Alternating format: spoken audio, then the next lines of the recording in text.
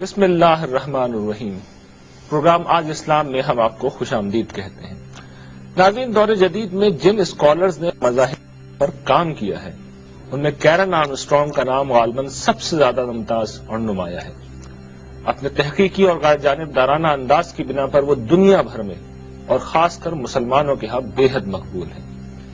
اس کا ایک اظہار پچھلے دنوں اس وقت ہوا جب وہ پاکستان کے دورے پر تشریف لائیں اور عوام و خواص دونوں کی طرف سے ان کے خیالات کی بڑی پذیرائی کی گئی۔ تاہم خدا کے بارے میں، مذہب کے بارے میں ان کے بعض تصورات ایسے ہیں جن کا تنقیدی جائزہ لینے کی ضرورت ہے۔ یہ خیالات تنہا انہی کے نہیں بلکہ مغرب کے تمام باشعور لوگوں کے ہیں۔ چنانچہ آج ہم اس حوالے سے بات کریں گے۔ ہمارے ساتھ شریک گفتگو ہیں ممتاز ریسرچ اسکالر جناب جاوید احمد غامدی صاحب۔ ناظرین، جاوید صاحب کی شخصیت کسی تعارف اور تعریف کی محتاج نہیں ہے۔ ہم جاوید صاحب سے گفتگو کا باقاعدہ آغاز کریں گے۔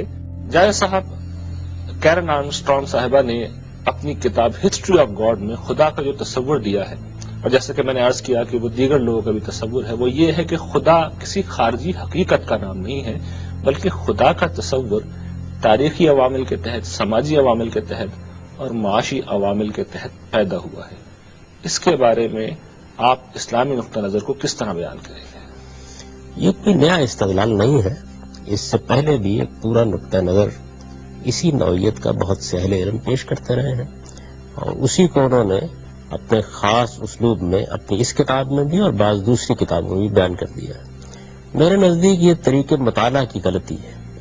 دیکھیے، بات یہ ہے کہ آپ کسی چیز کا مطالعہ کرنا چاہتے ہیں تو سب سے پہلے آپ کو یہ دیکھنا ہوگا کہ آپ اس کے لیے طریقہ کیا اختیار کرتے ہیں۔ میں اپنی بات کو سمجھانے کے لیے ایک مثال آپ کو دوں گا۔ ایک شخص اس موضوع کا مطالعہ کرنا چاہتا ہے کہ مسلمانوں کے عقائد کیا ہیں۔ وہ یہ جاننے کے لیے دو طریقے اختیار کر سکتا ہے۔ ایک طریقہ یہ ہے کہ وہ مسلمانوں کے ہاں قرآن مجید کے نام سے جو کتاب جانی جاتی ہے اور جس کو وہ اللہ کی کتاب کہتے ہیں، اس کو اپنے سامنے رکھیں، یہ دیکھے کہ اس کتاب میں عقائد کی کیا فہرست پیش کی گئی ہے اور ان کی کیا توضیحات کی گئی ہیں۔ اس کے بعد محمد الرسول اللہ صلی اللہ علیہ وسلم کی ذات والا صفات میں اگر کوئی بات اس موضوع پر کہی ہے تو اس کا جائزہ لیں اور اس کو بھی قرآن مجید کی روشنی میں جانچنے اور پرکھنے کی کوشش کریں۔ پھر مسلمانوں کی تاریخ میں یہ دیکھے کہ مختلف ادوار میں، مختلف علاقوں میں، مختلف گروہوں اور جماعتوں میں ان عقائد کو کس طریقے سے سمجھا گیا۔ اگر وہ مطالعے کا یہ طریقہ اختیار کرے گا تو اس پر چند حقائق بالکل واضح ہو جائیں گے، یعنی اس پر یہ بات واضح ہو جائے گی کہ محمد الرسول اللہ صلی اللہ علیہ وسلم نے توحید سے اس دین کی ابتدا کی تھی۔ اس پر یہ بات واضح ہو جائے گی کہ قرآن مجید ایک خدا کا تصور پیش کرتا ہے۔ اس پر یہ بات واضح ہو جائے گی کہ قرآن مجید کے اس تصور میں جو فلسفیانہ و باعث بات کے ادوار میں پیدا ہوئے اس کا کوئی شائبہ بھی کہیں نظر نہیں آتا۔ اس پر یہ بات بھی بالکل واضح ہو جائے گی کہ انسانی عقل کی سادہ حقیقتوں کو استدلال کی بنیاد بنا کے قرآن مجید نے اپنے تصورات پیش کیے ہیں۔ نبوت کے بارے میں، اسی طرح سے روز جزا کے بارے میں وہ قرآن مجید کے ان سادہ اور حقیقی تصورات کو جان لے گا جن پر اس مذہب کی بنیاد رکھی گئی ہے۔ پھر اس پر یہ بات واضح ہو جائے گی کہ مختلف ادوار میں لوگ کن کن چیزوں سے متاثر ہوئے۔ مثال کے طور پر وہ تصوف سے متاثر ہوئے، وہ ویدانت سے متاثر ہوئے، وہ یونانی فلسفے سے متاثر ہوئے۔ ان کے سامنے یونانی فلسفے کی جوہر کی، عرض کی، اس طرح کی بحثیں آئیں اور وہ اس سے متاثر ہو کر دین کی حقیقتوں کو بھی اسی کے مطابق بیان کرنے لگ گئے۔ پھر اس کے سامنے علم کلام کی پوری تاریخ آئے گی اور وہ یہ دیکھے گا کہ وہ کیا بحثیں تھیں جو پیدا ہوئیں اور جس میں مسلمانوں کے مختلف گروہوں نے کیا عقائد اختیار کیے۔ وہ بڑی آسانی کے ساتھ اس نتیجے پر پہنچ جائے گا کہ اصل مذہب کیا تھا، بعد میں کیا کیا انحرافات ہوئے اور ان انحرافات کے عوامل کیا تھے، یعنی وہ انحرافات کہاں سے پیدا ہوئے ہیں۔ ایک دوسرا طریقہ وہ یہ اختیار کر سکتا ہے کہ وہ ادھر سے چلے، مسلمانوں کے مختلف علاقوں میں جائے، ان کی کتابیں پڑھے، ان کی تصنیفات کو دیکھے، ان کے فرقوں کو دیکھے، بریلویوں کے عقائد کا جائزہ لے، دیوبندیوں کے عقائد کا جائزہ لے، اہل حدیث کے عقائد کا جائزہ لے، شیعہ حضرات کے عقائد کا جائزہ لے، اسی طریقے سے جتنے گروہ، جتنے فرقے ہیں ان سب کو دیکھے اور ان سب کو دیکھنے کے بعد عقائد کا ایک مجموعہ تیار کرے اور پھر یہ کہے کہ یہ اصل میں اسلام کے عقائد ہیں۔ اس میں پرانی تاریخ میں اتر کر وہ فلسفے اور تصوف کے زیر اثر جو بحثیں ہمارا پیدا ہوئی ہیں ان کو بھی شامل کر لیں، اور ان سب کو شامل کرنے کے بعد اس میں قرآن مجید کو بھی ایک جگہ پر رکھ لیں، تو آپ دیکھیں نتائج بالکل دوسری نوعیت کے نکلیں گے، اس کے سامنے ایک دوسری تصویر آ جائے گی۔ تو آپ کا جو مطالعے کا طریقہ ہے کسی بھی موضوع کے بارے میں جو آپ اختیار کرتے ہیں وہ آپ کے نتائج پر غیر معمولی طریقے سے اثر انداز ہوتا ہے۔ اب اگر اللہ تعالیٰ کے تصور یا اللہ تعالیٰ کی عدالت کا تصور جس کی بنیاد پر روز جزا کا عقیدہ مبنی ہے، اگر آپ اس کا جائزہ لینا چاہتے ہیں تو اس کا جائزہ لینے کے دو طریقے ہیں۔ ایک یہ ہے کہ آپ مذہب کے بارے میں سب سے پہلے یہ سوال اٹھائیں کہ اس کی مسترد ترین صورت ہمارے پاس کیا ہے، اور اس کو بنیاد بنا کر آپ باقی تمام چیزوں کا جائزہ لیں۔ اور ایک طریقہ وہی ہے جو میں نے ابھی آپ کے سامنے بیان کیا کہ آپ دنیا کے مختلف خطوں میں چلے جائیں، آپ مختلف تہذیبوں کا جائزہ لیں، ان کے اندر کیا کیا عقائد لوگوں میں پائے جاتے ہیں اس کو دیکھیں، تو پھر اس کے بعد کیا ہوگا، حقیقت اور انحرافات دونوں کا ایک مجموعہ آپ کے پاس تیار ہو جائے گا۔ اب اس مجموعے میں آپ کوئی بھی منطقی ترتیب پیدا کر سکتے ہیں، اور چونکہ موجودہ ذہن پر خاص طور پر نظریہ ارتقاء کا بہت اثر ہے، یہ محض حیاتیات تک محدود نہیں رہا نظریہ، بلکہ اس سے آگے بڑھ کر یہ پوری انسانی تاریخ کی تعبیر پر بھی اثر انداز ہوا ہے۔ یہ چونکہ ایک ایسی چیز ہے کہ جس کو علمی لحاظ سے بھی بہت وسیع حیثیت حاصل ہے، تو نتیجہ یہ نکلا کہ جو کچھ آپ نے مواد جمع کیا تھا اس کو آپ نے ایک ترتیب میں رکھا، اور ترتیب میں رکھ کے اس کے اندر یہ منطقی ربط پیدا کر دیا، اس سے ایک دوسرا نتیجہ آپ کے سامنے نکل آئے گا۔ تو میرے نزدیک کیرن آرمسٹرانگ ہوں یا اس نقطہ نظر کے دوسرے حاملین، وہ طریقے مطالعہ کی اس غلطی میں مبتلا ہے۔ آپ پوچھیں گے تو میں آپ کو بتاؤں گا کہ طریقے مطالعہ کا صحیح نہج کیا ہو سکتا ہے۔ صاحب، اس میں جو مسئلہ ہے بنیادی طور پر وہ یہ ہے کہ کوئی آلٹرنیٹ اویلیبل نہیں ہے، یعنی ایک محقق جب اٹھتا ہے تو وہ مجبور ہے کہ تاریخ میں خدا کا تصور تلاش کرے، تہذیبوں میں خدا کا تصور تلاش کرے، اور پھر وہ یہ دیکھے کہ وہاں کیا آثار دریافت ہوئے ہیں۔ پھر یہ لوگ یہ بھی کرتے ہیں کہ جو اس وقت کچھ ایسے قبائل پائے جاتے ہیں آسٹریلیا میں، افریقہ میں، جن زمانہ قبل از تاریخ سے جو چلے آ رہے ہیں ان کا مطالعہ کرتے ہیں، تو اس کے بعد وہ جو نتیجہ نکالتے ہیں وہ یہ ہے کہ خداؤں کا تصور بہت زیادہ تھا، پھر وہ کم ہوتے ہوتے ایک خدا تک پہنچے۔ تو یہ طریقہ ہے اور یہ اس ذریعے سے وہ پہنچتے ہیں۔ اس میں آپ کیا خرابی دیکھتے ہیں؟ وہی جو میں نے ابھی آپ کی خدمت میں عرض کی، یہ طریقے مطالعہ کی بنیادی غلطی ہے۔ یعنی میں نے آپ کو یہ بتانے کی کوشش کی ہے کہ جس وقت آپ مذہب کا مطالعہ کرنا چاہتے ہیں تو اگر آپ یہ طریقہ اختیار کریں گے تو اسلام پر اس کو آپ اپلائی کر کے دیکھ لیجئے۔ میں نے آپ کی خدمت میں عرض کیا ہے کہ محمد الرسول اللہ صلی اللہ علیہ وسلم کے بارے میں تو دو رائے نہیں ہے کہ انہوں نے توحید کی منادی کی تھی۔ آپ تاریخ کی روشنی میں ایک شخصیت کو جانتے ہیں، آپ کو معلوم ہے کہ انہوں نے قرآن مجید کو اللہ کی کتاب کے طور پر پیش کیا تھا۔ اس بحث میں بھی نہ پڑھیے کہ اللہ کی کتاب ہے یا نہیں، لیکن اگر آپ استناد کے نقطہ نظر سے دیکھیں تو یہ بات تاریخی طور پر متحقق ہے کہ محمد الرسول اللہ صلی اللہ علیہ وسلم نے نبوت کا دعویٰ کیا۔ یہ بات تاریخی طور پر متحقق ہے کہ انہوں نے قرآن مجید کو اللہ کی کتاب کے طور پر پیش کیا۔ یہ بات تاریخی طور پر متحقق ہے کہ انہوں نے توحید کے حق میں اس دنیا کی تاریخ کا سب سے بڑا انقلاب برپا کیا۔ ایک نظریے کا آپ جائزہ لے کر دیکھ لیں، اگر آپ اس جگہ سے چلیں گے تو آپ کو بعد کے ادوار میں جہاں جہاں مختلف فرقے، مختلف مذاہب، مختلف نقطہ نظر آئیں گے تو آپ اس کو اس کسوٹی پر پرکھ کر جائزہ لیں گے تو آپ اس کے بارے میں کیا فتویٰ دیں گے کہ یہ اصل میں انحرافات ہیں جو مذہب کی حقیقت کو چھوڑ دینے کے نتیجے میں پیدا ہو گئے ہیں۔ الٹ کر دیکھ لیجئے، آپ نے مسلمانوں کے عقائد کی فہرست مرتب کی، ان کے تمام مختلف گروہوں کا آپ نے جائزہ لیا، اور جائزہ لینے کے بعد جو کچھ وہ مانتے تھے اس کو آپ نے جمع کر لیا۔ آپ اطمینان رکھیں، اس میں سے توحید کی حقیقت پر ایمان رکھنے والے لوگوں کی تعداد آپ کو انتہائی کم نظر آئے گی۔ ہر مشرکانہ نقطہ نظر آپ کو کسی نہ کسی گروہ کے ہم مل جائے گا۔ آپ جتنی چاہے فہرست مرتب کر لیں، شاید ہی توہمات نوعیت کی کوئی چیز باقی رہ جائے جس کو آپ مذہب کے دائرے میں شامل نہ کر لیں۔ تو طریقے مطالعہ کا یہ جو آپ کا نہج ہوگا یہ بالکل مختلف نتائج نکال دے۔ اصل میں جو مسئلہ ہے بنیادی، دیکھیے آپ جو مثال دے رہے ہیں اس میں قرآن جیسی کتاب موجود ہے، یعنی کوئی صحیح جگہ ہے کھڑے ہونے کی، دیکھنے کی، غور کرنے کی، تلاش کرنے کی۔ انسانی تاریخ میں کوئی چیز اویلیبل نہیں ہے، یعنی ایک محقق جو اپنے آپ کو غیر جانبدار مقام پہ کھڑا کر لیتا ہے اس کے پاس تو کوئی دوسری چوائس ہی نہیں۔ دیکھیے یہاں بھی بالکل وہی صورتحال ہے۔ سوال یہ ہے کہ مذہب کس چیز کا نام ہے۔ پہلے آپ مذہب کے اپنے دعوے کی روشنی میں اس کا جائزہ لیں گے نا۔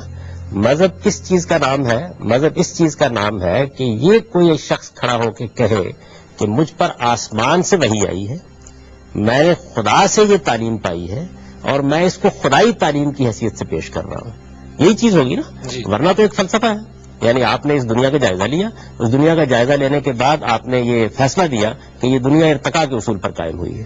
آپ نے کہا بگ بینگ سے اس دنیا کی ابتدا ہوئی ہے، آپ نے کوئی اور نقطہ نظر پیش کر دیا، وہ سائنسی نظریہ ہو سکتا ہے، وہ فلسفیانہ نظریہ ہو سکتا ہے، اس کو پیش کرنے والا کوئی فلسفی اور حکیم ہو سکتا ہے، اس کو مذہب کا نام نہیں دیا جا سکتا، وہ توہمات بھی ہو سکتے ہیں۔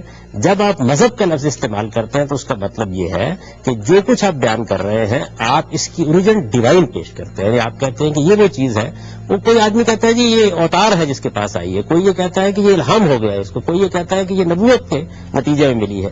جو بھی آپ رائے قائم کریں گے اس کا جب آپ کے پاس ماخذ یا اس کا مصدر وہ اس کائنات سے ماورا ہوگا تبھی آپ اسے مذہب کا نام دیں گے نا، ورنہ تو نام نہیں دے سکتے۔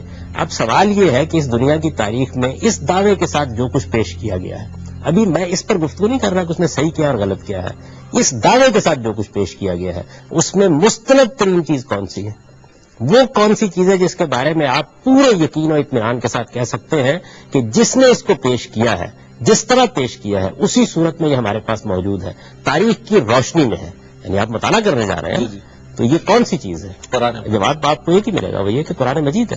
اور شخصیت کون سی ہے؟ محمد الرسول اللہ کی شخصیت ہے۔ اس کے علاوہ آپ مجھے بتائیے پوری انسانی تاریخ میں آپ کس کو پیش کر سکتے ہیں؟ کیا آپ تورات کے بارے میں یہ دعویٰ کر سکتے ہیں کہ وہ ٹھیک اسی صورت میں ہمارے پاس موجود ہے جس صورت میں سیدنا موسیٰ علیہ السلام نے اس کو پیش کیا تھا؟ یعنی فرض کر لیجیے آپ یہ باور کرا دیں لوگوں کو کہ اس کے اندر ادنا درجے میں کوئی تبدیلی نہیں ہوئی، لیکن اس کا ہمارے پاس اوریجنل ٹیکسٹ تو ہے نہیں، بہرحال ترجمہ ہے۔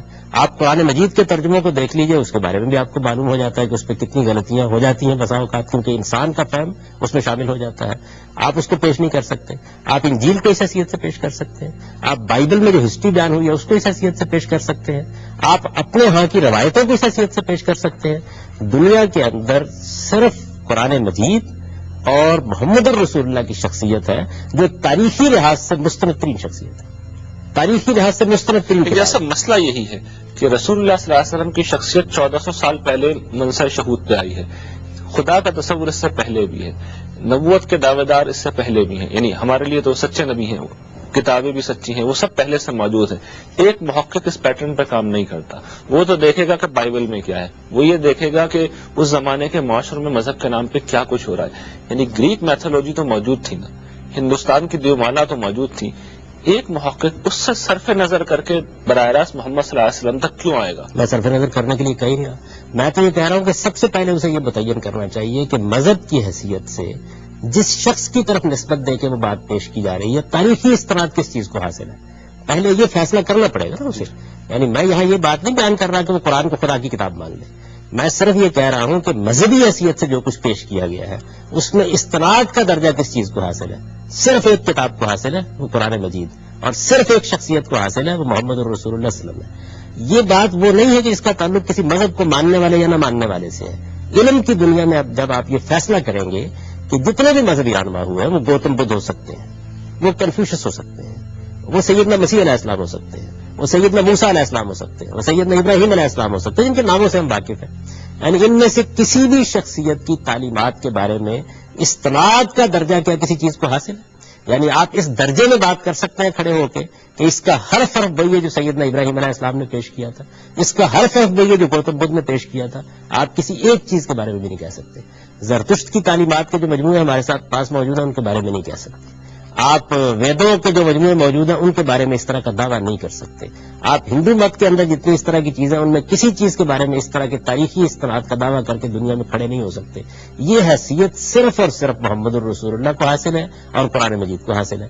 تو سب سے پہلے مذہب کے بارے میں جب آپ گفتگو کریں گے تو آپ کو استناد کے آخری درجے پر پوری اترنے والی چیز کا بیان دینا ہوگا۔ آپ مانیں یا نہ مانیں، سب سے پہلے اس کا بیان دینا ہوگا۔ فرض کر لیا، اب بات آگے بڑھائیں۔ اچھا اب دیکھیے اس کا بیان ہے کیا، پھر یہ دیکھنا پڑے گا نا کیا بیان ہے۔ اس کا بیان یہ ہے کہ اس دنیا کی ابتدا توحید کے واضح تصور سے ہوئی ہے۔ قرآن مجید یہ بتاتا ہے آپ کو کہ اللہ تعالیٰ نے آدم و حوا سے اس دنیا کی ابتدا کی ہے۔ وہ یہ بتاتا ہے کہ دونوں کو اللہ تعالیٰ نے براہ راست اپنے کلام سے نوازا، دونوں کو وہ مشاہدات کرائے جن کے بعد ان کے اندر ادنا تردد بھی حقائق کے بارے میں باقی نہیں رہا۔ اللہ تعالیٰ نے ان کے ساتھ براہ راست مکالمہ ہی نہیں کیا بلکہ ان کو اپنی آیات دکھائیں، اور اس کے بعد انہوں نے اس دنیا میں زندگی کی ابتدا کی۔ وہ بالکل ٹھیک توحید پر تھے، انہوں نے توحید کی دعوت دی، اپنی نسلوں کو، اپنی اولاد کو اسی کی تربیت دی، یہی کچھ سکھایا۔ پھر قرآن مجید یہ کہتا ہے کہ اس کے بعد انسان کے اندر جو انحرافات کے داعیات موجود ہیں انہوں نے اپنا کام کرنا شروع کیا اور آہستہ آہستہ مشرکانہ تصورات پیدا ہونا شروع ہو گئے. مشرکانہ تصورات کے پیدا ہونے کے وجود اسباب بہت سے ہوتے ہیں. انسان کے اندر جو جبلتیں موجود ہیں اگر آپ ان کا جائزہ لیں تو آپ کو ایک ایک جبلت کے اندر مشرکانہ مذہب کے پیدا ہونے کے اسباب اور اس کے عوامل میسر آ جائیں گے. قرآن مجید ان کا جائزہ لے کے آپ کو بتاتا ہے کہ بالکل ایسے ہی ہوا. چنانچہ وہ یہ کہتا ہے کہ سیدنا نوح علیہ السلام جو انسانی تاریخ میں قدیم ترین شخصیت ہے, یعنی ہماری معلوم شخصیات میں سے, ان کے زمانے تک شرک پیدا ہو چکا ہوا تھا اور اللہ تعالیٰ نے نبوت کا سلسلہ اس لیے جاری کیا انسانوں کے اندر کہ وہ اس انحراف کا جائزہ لے کے لوگوں کو اصل توحید کی تعلیم دے سکے. دیکھیے قرآن کے الفاظ یہ کہ کان الناس امۃ واحدہ, لوگوں کی ابتدا ہوئی تو وہ بالکل ٹھیک ایک دین پر تھے, انہوں نے توحید سے ابتدا کی, اللہ تعالیٰ نے جو روشنی انہیں دی تھی وہ وہاں سے شروع ہوئے, پھر اس کے بعد انحرافات پیدا ہونا شروع ہو گئے اور انحرافات پیدا ہونے کے نتیجے میں انبیاء علیہ السلام نے آ کے پھر ان کو بشارت بھی دی اور ان کو انذار بھی کیا, یعنی ان کی غلطیوں پر خبردار بھی کیا, اور جو لوگ صحیح بات کو مانے انہوں نے ان کو بشارت بھی دی. سیدنا نوح علیہ السلام کی تاریخ قرآن آپ کو بتاتا ہے اور یہ کہتا ہے کہ ان کے ہاں بت پرستی بھی پیدا ہو چکی ہوئی تھی اور ان کی قوم نے تمام مشرکانہ توہمات بھی اپنے عقائد میں داخل کر لیے تھے. اب یہ ایک تصویر ہے جو آپ کے سامنے آتی ہے. اس تصویر کے مطابق جو نتیجہ نکلتا ہے مطالعے کا وہ یہ ہے کہ ابتدا بالکل ٹھیک جگہ سے ہوئی ہے اور یہ انسان ہیں جنہوں نے انحرافات اس کے اندر پیدا کیے ہیں. بالکل وہی صورت ہمارے سامنے آ جاتی ہے جو صورت محمد الرسول اللہ کے بعد سامنے آئی, یعنی انسانی تاریخ میں, معلوم تاریخ میں ایک شخصیت پیدا ہوتی ہے, جزیرہ نما عرب میں توحید کی دعوت دیتی ہے, توحید کی بنیاد پر ایک مذہب کی بنیاد رکھتی ہے, اپنے پیروکاروں کو توحید کا علمبردار بناتی ہے, پوری دنیا متمدن دنیا پر اس کی حکومت قائم ہوتی ہے, توحیدی کی بنیاد پر اس کے صحابہ دنیا میں اس کا دین پھیلاتے ہیں اور پھر اس کے بعد 12-13 صدیاں نہیں گزرتی کہ انحرافات کی ایک دنیا وجود میں آ جاتی ہے. تو آپ جب اس کو سامنے رکھ کر قرآن مجید کے اس بیان کو پڑھتے ہیں تو مجھے یہ بتائیے کہ یہ زیادہ کرین عقل اور کرین انصاف نظر آتا ہے یا وہ نظر آتا ہے جس کو کیرن آرمسٹرانگ اور اس طرح کے بعد دوسرے مورخین یا محققین یا مذاہب کا مطالعہ کرنے والے پیش کرتے ہیں؟ لیکن جیسا اس میں بھی بڑے دیکھیں بنیادی مسائل ہیں. پہلی بات تو آپ نے یہ فرمائی کہ قرآن پاک سے جو آپ نے تصویر بیان کی ہے کہ یہ اللہ تعالیٰ کی اسکیم ہے, یہ آپ فرما رہے ہیں. امت بالکل دوسری جگہ پہ کھڑی ہوئی ہے, یعنی امت کے ذریعے سے تو دین لوگوں تک پہنچ رہا ہے. ہمارے اہل علم کھڑے ہو کے لوگوں کو یہ بتاتے ہیں کہ رسول اللہ صلی اللہ علیہ وسلم تو اصل میں ایک عظیم سماجی سیاسی انقلاب برپا کرنے آئے تھے اور سماجی عدل قائم کرنا دین اسلام کا مقصود ہے.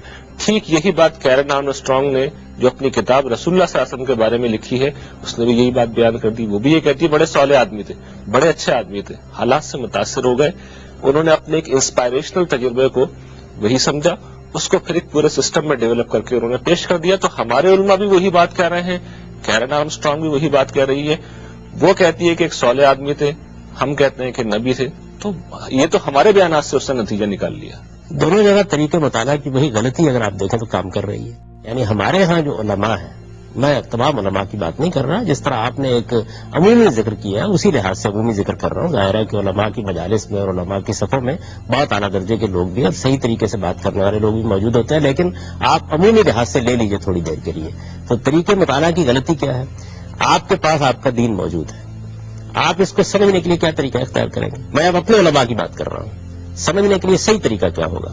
آپ کے پاس روایات موجود ہیں, رسالت میں آپ صلی اللہ علیہ وسلم کی طرف ان کی نسبت ہے, آپ کے پاس رسول اللہ علیہ وسلم کی قائم کردہ سنت موجود ہے, آپ کے پاس تاریخ کے بہت سے واقعات ہیں, آپ کے پاس حضور صلی اللہ علیہ وسلم کے صحابہ کے بہت سے آثار ہیں, آپ کے بعد پہ ماننے والے مسلمانوں کا کیا ہوا کام ہے جس میں آپ کے فقہاء ہیں, جس میں آپ کے متکلمین ہیں اور بہت سے لوگ موجود ہیں. اتنی بڑی تعداد میں یہ سب کچھ آپ کے پاس موجود ہے. آپ اس سب کچھ کو سامنے رکھنے کے بعد دین کا جائزہ لینا چاہتے ہیں. آپ جس جگہ سے شروع کریں گے نتائج مختلف نکلیں گے. آپ تاریخ کو بنیاد بنا کر قرآن کو سمجھیں گے, آپ تاریخ کو بنیاد بنا کر حدیث کو سمجھیں گے, نتیجہ اور نکلے گا. آپ روایات کو بنیاد بنا کر قرآن کو سمجھیں گے, اس کی بنیاد کے فقہ کو سمجھیں گے, نتیجہ اور نکلے گا. آپ فقہا کے کیے ہوئے کام کو بنیاد بنا کر قرآن کو, حدیث کو اور دوسری چیزوں کو سمجھیں گے, نتیجہ بالکل اس کے برخلاف نکلے گا. تو اصل میں بات یہ کہ آپ کا طریقہ مطالعہ کیا ہے. میں یہاں بھی وہی اصرار کروں گا کہ آپ کو اگر یہ جاننا ہے کہ محمد الرسول اللہ علیہ وسلم کی بعثت کس لیے ہوئی تھی, وہ کیا پیغام لے کر آئے تھے, کیا بات تھی کہ وہ دنیا کو بتانا چاہتے تھے, تو آپ کو سب سے پہلے ان کی لائی ہوئی کتاب قرآن مجید کا مطالعہ کرنا چاہیے. ابھی دیکھیے نا, بہت سے لوگ ہیں, میں بعض دین کے بارے میں حقائق بتاتا ہوں ان کو, تو وہ محسوس کرتے ہیں کہ یہ اجنبی بات کچھ کہہ دی اس نے. تو میں یہ کہتا ہوں کہ دیکھیے میرے اور دوسرے لوگوں کے طریقے مطالعہ میں فرق ہے. مجھے جب دین کے بارے میں کوئی رائے قائم کرنی ہوگی میں سب سے پہلے قرآن مجید کو دیکھوں گا. میں روایات کو اس کی روشنی میں جائزہ لے کے ان کے غص و سمین کو الگ کروں گا.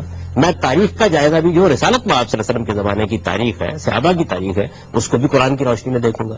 جب میں اس طریقے سے دیکھتا ہوں تو میرے سامنے تصویر بالکل دوسری آتی ہے اور معلوم ہوتا ہے کہ لوگوں نے کیا غلطیاں کی ہیں، انحرافات سامنے آ جاتے ہیں. تو آپ کس طرح سے مطالعہ کرتے ہیں؟ یعنی آپ مذہب کو محمد الرسول اللہ سے سمجھنا چاہتے ہیں تو اور تصویر ہوگی، اور آپ مذہب کو مسلمان جس طرح کی پیش کر رہے ہیں اس طرح سمجھنا چاہیں گے تو اسلام کی تصویر اور بن جائے گی. یعنی یہاں کیرن ماسٹانگ یا دوسرے جو لوگ بیان کر رہے ہیں وہ تو خیر قدیم تاریخ میں جائیں، 12-13 ہزار سال کی پرانی تاریخ سے شروع کرتے ہیں اور پھر اس کے بعد مختلف تہذیبوں کا مطالعہ کرتے ہیں. میں یہ کہہ رہا ہوں اسلام کا مطالعہ 14 صدیاں اس پر ہوئی ہیں. یہ تاریخ کی معلوم حقیقت ہے. آپ غلط طریقے سے کر کے دیکھ لیں، نتیجہ بالکل مختلف نکلے گا. یہی غلطی ہے جس میں ہمارے موجودہ زمانے کے بعض مغرب کے بھی بڑے بڑے علماء مبتلا ہوئے ہیں. یعنی وہ مذہب کے نام سے جو چیزیں موجود ہوتی ہیں ان سب کی فہرست بنا لیتے ہیں، اس کے بعد نوعیت بالکل مختلف ہو جاتی ہے. یعنی میں آپ سے عرض کروں مسلمانوں کا آپ جائزہ لیں، معلوم ہے کیا نتیجہ نکلے گا. ہو سکتا ہے کہ آپ کسی نقطہ نظر کی پیدائش کا سبب شہروں کو قرار دے دیں، کسی نقطہ نظر کی پیدائش کا سبب دیہات کو قرار دے دیں. آپ مراکش کی تہذیب کے بعد عوامل میں کسی نقطہ نظر کو دریافت کر لیں. لیکن اگر آپ صحیح مطالعہ کریں گے تو آپ کو معلوم ہوگا کہ محمد الرسول اللہ نے ان سب چیزوں کی تعلیم نہیں دی تھی. انہوں نے تو یہ دعوت دی تھی، توحید پر اس دین کو قائم کیا تھا. پھر آپ کے سامنے انحرافات کی ایک تاریخ ہوگی. ٹھیک ہے جج صاحب، اس پر ہم مزید بات کریں گے، لیکن ناظرین اس وقت ہم لے رہے ہیں ایک شارٹ بریک. ہمارے ساتھ رہیے گا.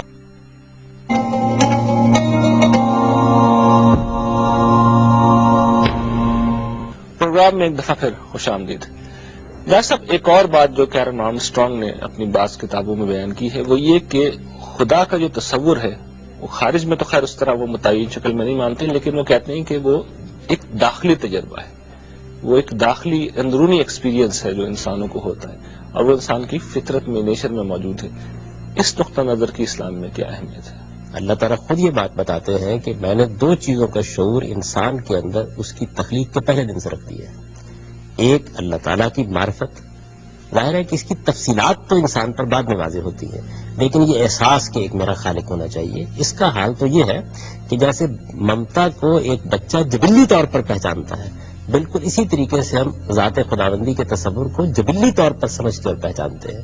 اور اس کا امتحان کیا ہوتا ہے؟ دیکھیے بچہ پیدا ہوا، آپ نے بچے کو اٹھا کر ماں کے قریب کیا تو آپ نے دیکھا کہ جبلی طور پر وہ اپنی ماں کو پہچان کر اپنے سارے فطری تقاضے پورا کرنا شروع کر دیتا ہے.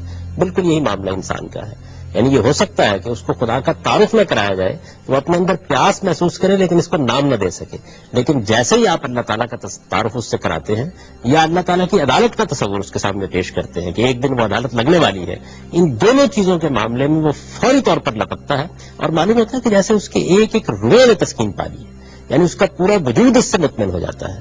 تو اس میں تو کوئی شک ہی نہیں ہے. کیرن آرمسٹرانگ ویسے اس بات کو ایک اور طریقے سے پیش کرتی ہیں، میں اس پر کوئی تبصرہ نہیں کرنا چاہتا. میں یہ بات اصول میں بتانا چاہتا ہوں کہ اللہ تعالیٰ نے خود یہی بات کہی ہے. چنانچہ دیکھیے جو واقعہ الست قرآن میں وہ کیا چیز ہے، اس میں یہی بتایا گیا ہے کہ میں نے انسانوں کو ان کی اصل روحانی شخصیت کے لحاظ سے مخاطب کیا اور مخاطب کر کے ان سے پوچھا کہ الست بربکم، تو انہوں نے اعتراف کیا اس بات کا کہ ہاں آپ ہی ہمارے پروردگار ہیں. اور قرآن کہتا ہے کہ جو فطرت کا عہد ہے اس کی بنیاد پر قیامت میں لوگوں کا مواخذہ ہوگا. تو اللہ تعالیٰ کی معرفت، پروردگار کی معرفت اور اس کی عدالت کا شعور، یہ دونوں چیزیں انسان کی فطرت کے اندر موجود ہے. یہ بات بالکل ٹھیک ہے. یہ دیکھیے پھر مطالعے کا یہ صحیح پہلو ہے. یعنی آپ انسان کو دیکھیں، اس کی فطرت کا جائزہ لیں، اس کے گرد و پیش میں پوری کائنات موجود ہے.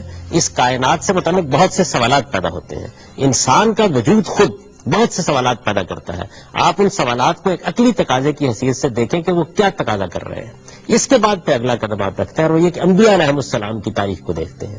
تو انبیاء علیہ السلام کی تاریخ میں ہمارے پاس مستند ترین شخصیت، جیسے کہ میں نے عرض کیا، رسالت مآب صلی اللہ علیہ وسلم کی ہے. رسالت مآب صلی اللہ علیہ وسلم تاریخ کی روشنی میں کھڑے ہیں اور رسالت مآب صلی اللہ علیہ وسلم نے پھر اللہ تعالیٰ کی جو دینونت قیامت میں برپا ہونے والی ہے اس کو اس دنیا میں برپا کر کے دکھایا ہے اور اس طرح انسانیت پر اتمام حجت کر دیا ہے.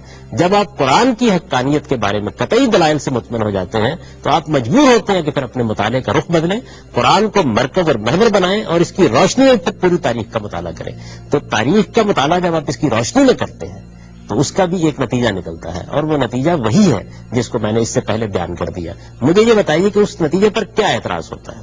یعنی جتنے بھی شرک کے مظاہر ہیں آپ ان کو بیان کریں گے تو میں یہ جواب میں اس کے کہوں گا کہ یہ مظاہر تو قرآن خود اس بات کی تائید کرتا ہے کہ پیش آ گئے، انسان نے انحراف کیا، بہت سے انسان نے ایسے بت تراش لیے جن کو وہ پوجنے لگ گیا، اس کے بعد انبیاء علیہ السلام نے آ کر اس کو متنبع کیا، اور انسان کی کیونکہ فطرت میں ایک خدا کا تصور موجود تھا، اس وجہ سے انبیاء علیہ السلام کی اس بات کو سنا گیا، اور پھر بتدریج انسانی تاریخ میں ان کی بات ہی سب سے زیادہ قوی، سب سے زیادہ معقول مان لی گئی۔ اب رہ گئی یہ بات کہ اس کے باوجود انحرافات موجود ہیں، موجودہ زمانے میں دیکھ لیجیے۔ یہ صاحب ایک مسئلہ اس میں ہے، وہ یہ کہ قدیم زمانے کی تاریخ میں یہ محققین یہ کہتے ہیں کہ انہیں کہیں خدا کے آثار نہیں ملتے، جہاں وہ جاتے ہیں تو مشرکانہ آثار، اعمال، معابد، مندر، ٹیمپل سب ملتے ہیں، خدا کے حوالے سے یہ چیزیں نہیں۔ خدا کو تو زمین کے اوپر کبھی ایک دیوتا کی حیثیت نہیں دی گئی، یعنی خدا کو تو ہمیشہ آسمانی باپ کی حیثیت سے، آسمانی خداوند کی حیثیت سے مانا گیا،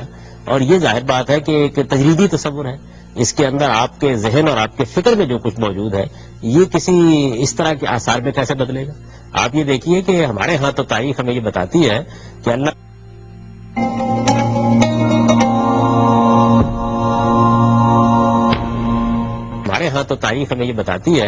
اللہ تعالیٰ نے سب سے پہلا معبد بنانے کے لیے سیدنا ابراہیم علیہ السلام کو کہا۔ اس سے پہلے بھی بیان کیا جاتا ہے تاریخ کی بعض کتابوں میں کہ یہ معبد یہاں موجود تھا، لیکن بہرحال وہ انسانی تاریخ کے سامنے سیدنا ابراہیم علیہ السلام کے زمانے میں آیا ہے۔ اگر پہلے سے بھی موجود تھا تو ایک جگہ پہ موجود تھا، اور یہ بتایا گیا کہ ایک ہی معبد بنایا گیا، اور توحید کے ماننے والے جگہ جگہ معبد بھی نہیں بناتے۔ خود اس وقت ہماری صورتحال یہ ہے کہ ہماری مسجدوں میں آپ کو ایسے کوئی آثار نہیں ملیں گے۔ اگر فرض کر لیجیے مسجدوں کی اوپر کی عمارتیں ساری کی ساری ختم کر دی جائے تو عین ممکن ہے کل کو کوئی محقق تحقیق کرے تو اس نتیجے پر پہنچے کہ یہ اسمبلی ہال تھے، یعنی ہمارے ہاں کوئی بت نہیں پڑے ہوئے، کوئی اس طرح کی چیزیں نہیں ہیں، تو شرک کے آثار ملیں گے جب ملیں گے، توحید کے کہاں سے مل جائیں گے؟ توحید تو سیڑھوں میں ہوتی ہے، تصورات میں ہوتی ہے، انسان اس کو مانتا ہے، جب اس کو مانتا ہے تو اس کو کس صورت میں دے؟ اس وقت مسلمانوں نے کوئی توحید کی بنیاد پر آثار، مثال کے طور پر ساری دنیا کی تاریخ تبدیل ہو گئی، اور دنیا میں اب مسلمانوں کی جو تہذیب اس وقت موجود ہے یہی تہذیب آپ کے پاس رہ گئی ہے۔ کیا چیز ملے گی آپ کو اس کے نتیجے میں؟ فرض کر لیجیے کھنڈر مل گئے آپ کو، تو وہاں کیا اللہ تعالیٰ کا کوئی بت مل جائے گا؟ وہ تو کبھی نہیں بنایا گیا۔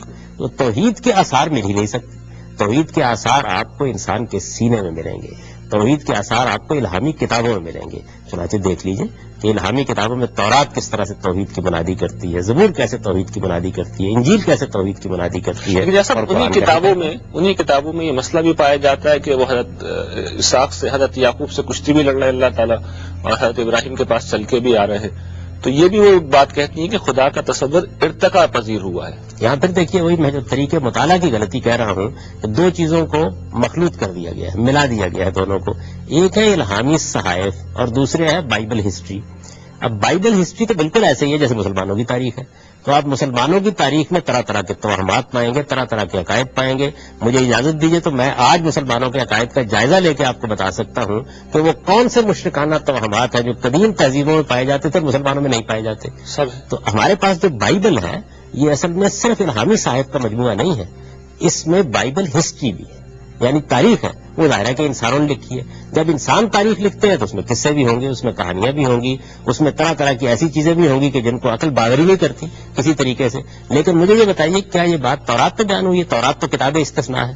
کیا یہ انجیل میں بیان ہوئی ہے؟ ذرا دونوں کتابوں کو پڑھیے، کیا زبور میں بیان ہوئی ہے؟ آپ حیرت انگیز طریقے سے دیکھیں گے کہ توحید کی منادی کر رہی ہے۔ جن تین کتابوں کو قرآن بیان کرتا ہے وہ خالی ہے، وہ خالی ہے بالکل، اس ان میں ایسی کوئی چیز نہیں ہے۔ ان میں اگر کسی جگہ کے اوپر کوئی تشبیہ اور استعارے کا طریقہ اختیار کیا گیا اور اس سے کوئی غلط مطلب دیتا ہے تو وہ قرآن سے بھی لے سکتا ہے، قرآن میں بھی ہے، اس کی تصحیح کی جا سکتی ہے۔ لیکن اس طرح کے جتنے واقعات بیان کیے جاتے ہیں کہ سیدنا یعقوب نے خدا کے ساتھ کشتی لڑی اور اس طرح کی لغویات خرافات، یہ ساری بائبل ہسٹری میں ہے۔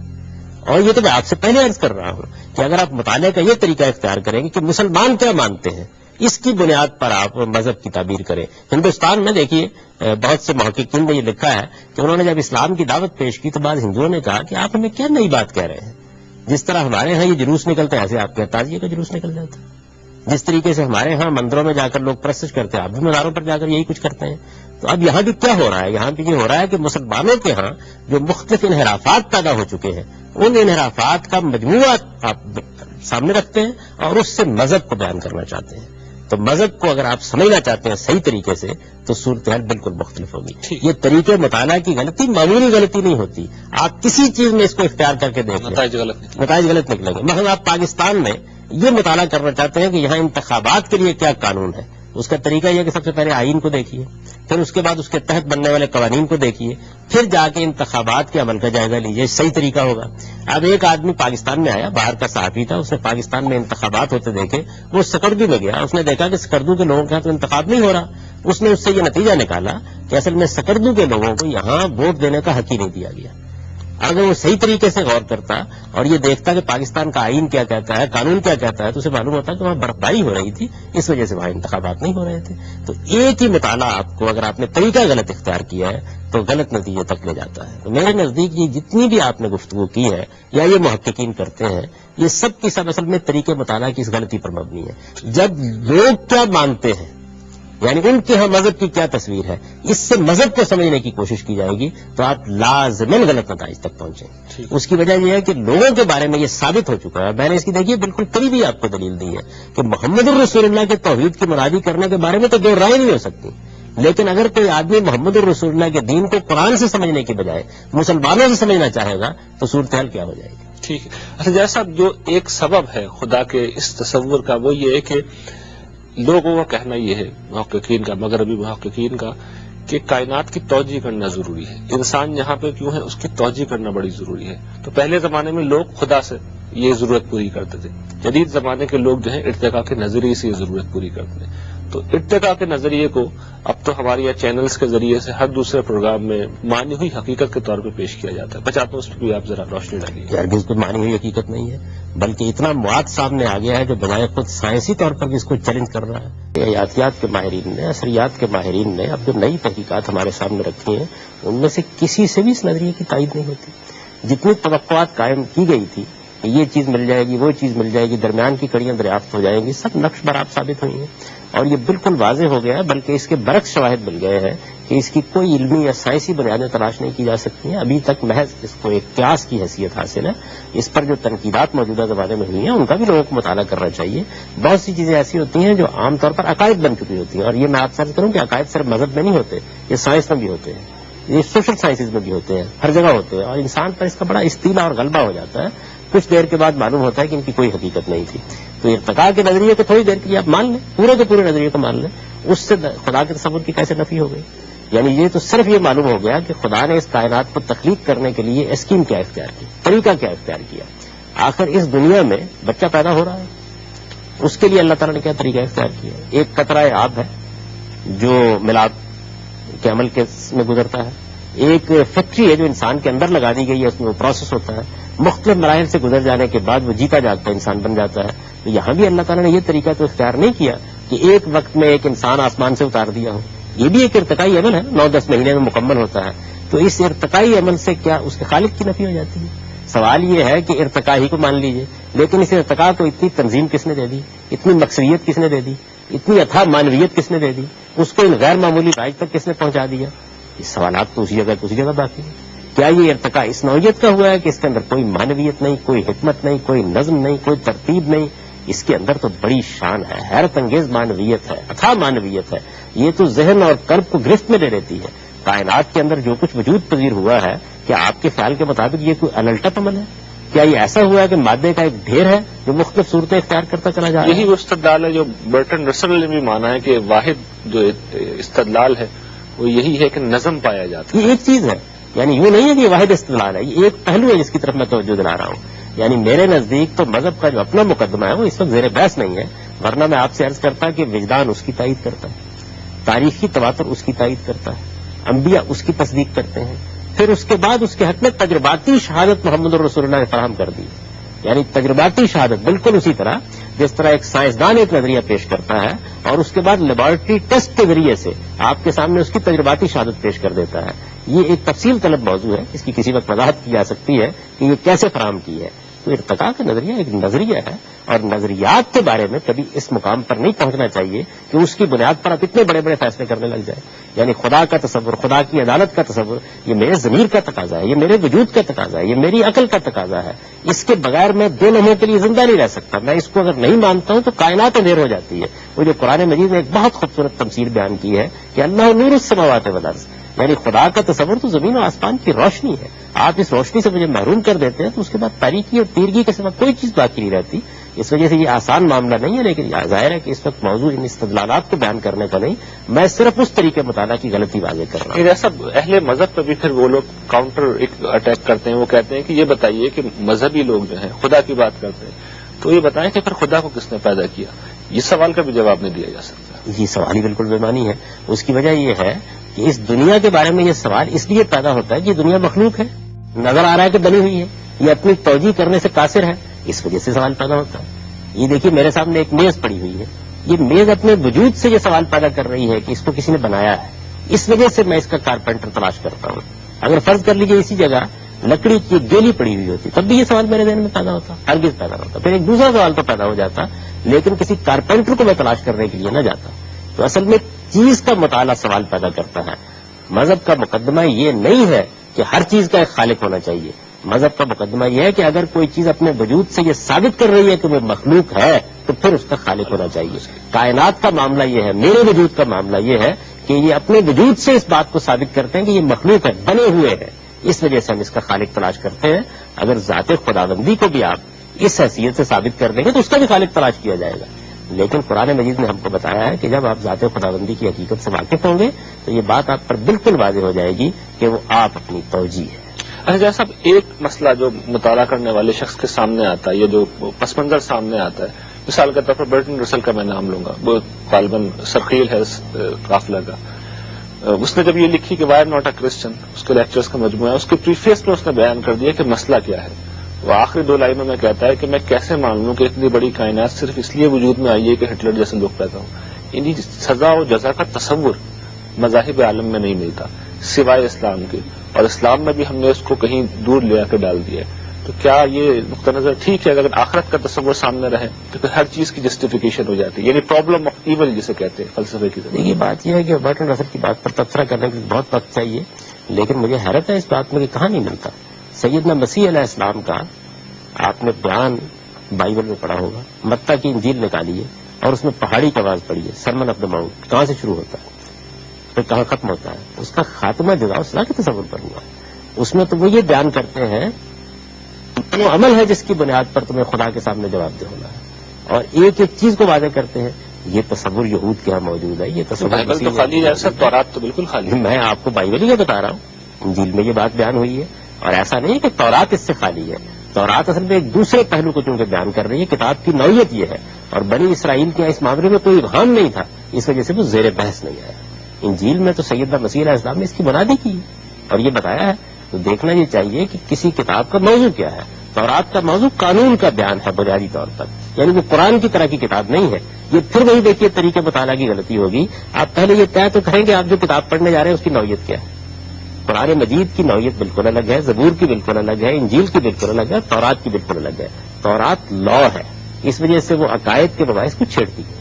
ٹھیک. اچھا جناب صاحب، ایک چیز جو اور پیش کی جاتی ہے وہ یہ کہ وہ محسوس کرتے ہیں کہ سب جگہ عقائد میں اختلاف پایا جاتا ہے مذاہب کے اندر.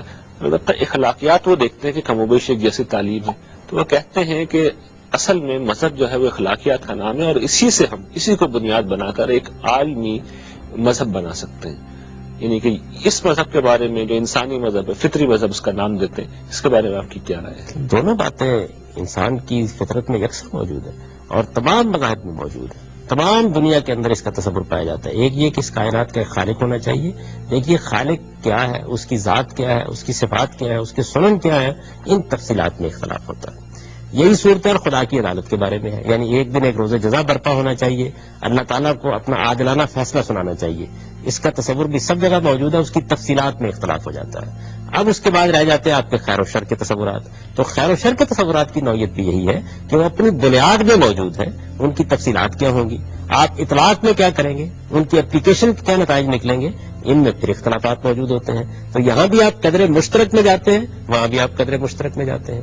تو میرے نزدیک دونوں کی حیثیت بالکل یکساں ہے، اور اس میں کوئی شک نہیں ہے کہ انسان کا اخلاقی وجود بنیادی اہمیت رکھتا ہے، اور اخلاقیات کی بنیاد فطرت کے اندر موجود ہے، لیکن اخلاقیات جن جگہوں پر تعین کا تقاضا کرتی ہیں، جہاں بڑے اہم سوالات پیدا ہوتے ہیں اور فیصلہ دینا پڑتا ہے، وہاں آپ کے پاس شریعت کی رہنمائی کے سوا اور کون سی چیز ہے جس کی طرف رجوع کریں گے؟ حضرت صاحب، ایک تاثر ایک طالب علم کے طور پہ جو میں جب پڑھتا ہوں اہل مغرب کو، ان کی باتیں سنتا ہوں، مجھے محسوس ہوتا ہے کہ مسلمانوں نے اپنی شاید ذمہ داری پوری ہی نہیں کی. انہیں نہیں معلوم کہ اسلام کیا ہے. اسلام کی ایک بالکل الٹی تصویر ان کے سامنے جاتی ہے. تو آپ کا اس بارے میں کیا نقطہ نظر ہے؟ مسلمانوں کی یہ ذمہ داری ہے کہ صحیح دین کا تصور وہ لوگوں تک پہنچائیں؟ آپ نے میرے پورے استدلال کی تصدیق کر دی. دیکھیے، یہاں بھی یہی ہو رہا ہے کہ ہم اگر قرآن مجید کی بنیاد پر مذہب کو پیش کریں اور اہل مغرب بھی قرآن مجید کی بنیاد پر اس کو سمجھنے اور پڑھنے کا طریقہ اختیار کریں تو صورتحال بالکل تبدیل ہو جائے گی. جب وہ الٹ کر مسلمانوں کی سیرت، مسلمانوں کے کردار، مسلمانوں کے اعمال، مسلمانوں کے تصورات سے مذہب کا تصور اخذ کرتے ہیں تو آپ کو بھی پلٹ کر یہ کہنا پڑتا ہے کہ یہ آپ غلطی کر رہے ہیں. تو میرے نزدیک اصل ضرورت یہ ہے کہ خود مسلمانوں کو بھی قرآن مجید کی تعلیم دی جائے اور وہ قرآن مجید کو مرکز اور محور بنا کے دین کو سمجھنا سیکھیں، اور باقی دنیا کے سامنے بھی قرآن پیش کیا جائے. آپ کے شاید یہ علم میں ہوگی بات کہ قرآن مجید نے اس بات پر اصرار کیا ہے کہ دنیا کے سامنے وہ کتاب انذار کے طور پر قیامت تک رہے گا، اور وہ یہ کہتا ہے کہ اوحی الیہ ھذا القرآن لانذرکم بہ ومن بلغ، کہ آپ پیغمبر آپ ان سے کہہ دیں کہ یہ قرآن مجھ پر اس لیے نازل کیا گیا ہے کہ میں اس کے ذریعے سے تمہیں خبردار کروں اور بعد کے لوگوں کو بھی اسی کے ذریعے سے خبردار کیا جائے.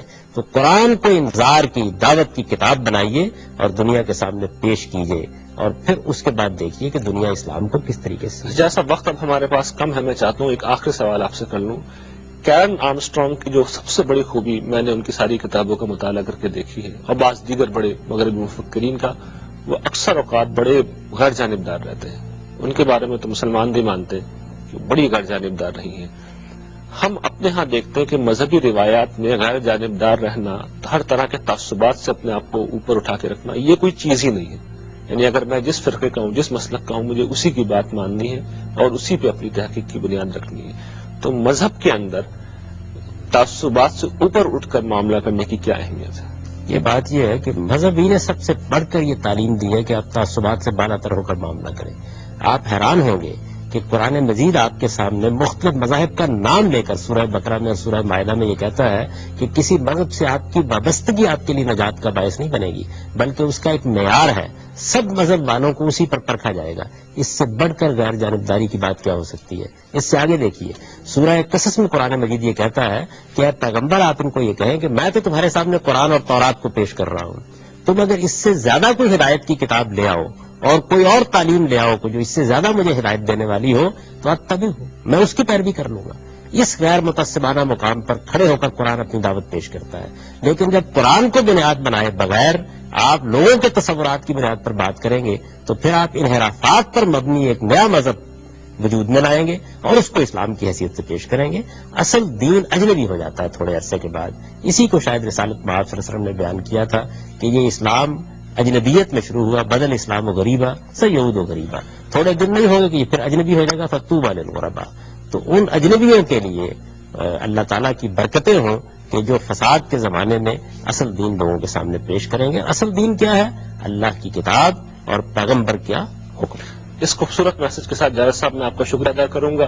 ناظرین، ہمارا آج کا پروگرام آپ نے ملاحظہ فرمایا. بات یہ ہے کہ اسلام ایک عظیم بین الاقوامی مذہب ہے. اس دنیا میں جو اسکالر بھی اٹھے گا اس کے لیے ممکن نہیں ہے کہ وہ اسلام پر اپنے خیالات کا اظہار نہ کرے. لیکن یہ ہماری ذمہ داری ہے کہ ان خیالات کا جائزہ ہم قرآن پاک کی روشنی میں لیں. ہم نے اپنے اس پروگرام میں یہی کوشش کی ہے جو امید ہے کہ آپ کو پسند آئی ہوگی. اس کے ساتھ اپنے میزبان ریحان احمد یوسفی اور آج اسلام کی ٹیم کو اجازت دیجیے. اللہ نے